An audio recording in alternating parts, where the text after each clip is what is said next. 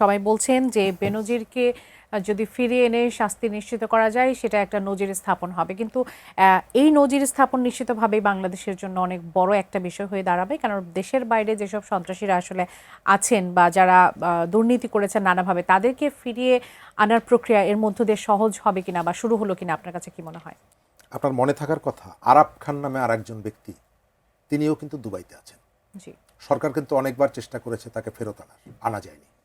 আমাদের এখানে পলিটিক্সটাকে পপুলিস্ট ভার্সনে নিয়ে যাওয়ার জন্য আমরা অনেক কথা বলি, যার অনেক কিছুই আমাদের আসলে এখতিয়ারের বাইরে।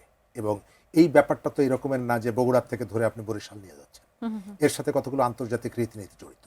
যদিও যে ব্যক্তিটির কথা বলছেন তার ইমেজ এখানে ভালো না, এবং তিনি যাদের প্রশ্রয়ে বড় হয়েছিলেন, অর্থাৎ বেনজির আহমেদ, সেই সরকারটিও শেষ পর্যন্ত তাকে কিন্তু ওন করেনি। তাকে কতগুলো কারণে হয়তো তাকে বাইরে যাওয়ার সুযোগ দিয়েছিল, কিন্তু বিতর্ক তখনই তৈরি হয়েছিল বেনজিরকে নিয়ে। এবং বেনজির আমাদের রাষ্ট্রের সহযোগিতায় রাষ্ট্রের মধ্যে একটা বিকল্প রাষ্ট্র তৈরি করেছিল। বাংলাদেশের পুলিশের শীর্ষ কর্মকর্তা, তিনি ঢাকার অদূরে একটা বালাখানা গড়ে তুলেছিলেন বোট ক্লাবের নাম দিয়ে। এবং তার লাইফস্টাইল, তাকে নিয়ে যে সমস্ত কথাবার্তা, তার যে দম্ভ, আমার ধারণা যে তিনি যখন চাকরি করতেন তিনি প্রধানমন্ত্রী ছাড়া কাউকে গুনতেন না, এই ধরনের একটা বার্তা দেওয়ার চেষ্টা করতেন।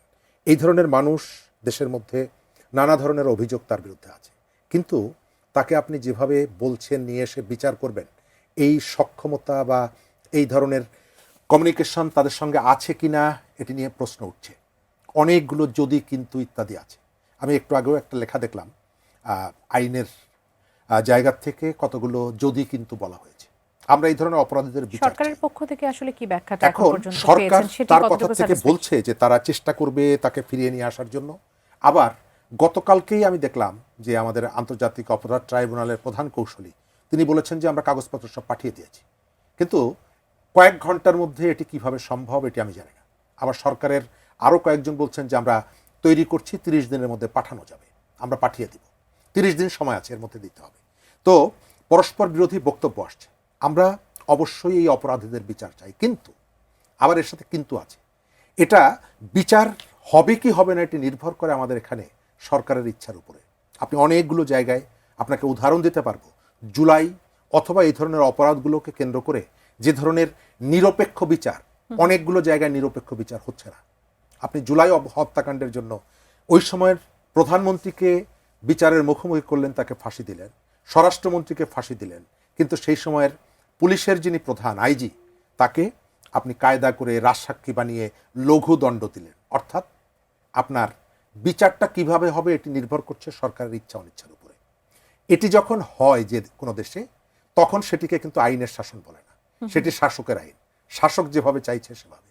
বেনজিরের সঙ্গে অনেকের নানাভাবে কানেকশন ছিল, তার বেনিফিশিয়ারি আছে অনেকেই।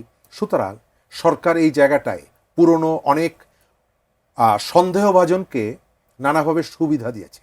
এমনকি এই আলোচনাটাও আছে, আওয়ামী লীগের সাধারণ সম্পাদক ওবায়দুল কাদেরকে কারা কারা যেন বাইরে যেতে সহায়তা করেছে। অর্থাৎ যাদেরকে নিয়ে আমরা আলোচনাগুলো করি তাদেরও কতগুলো ওয়েল উইশার এখানে আছে, যারা আর্থিক সুবিধার বিনিময়ে কতগুলো সুবিধা দিয়ে থাকে।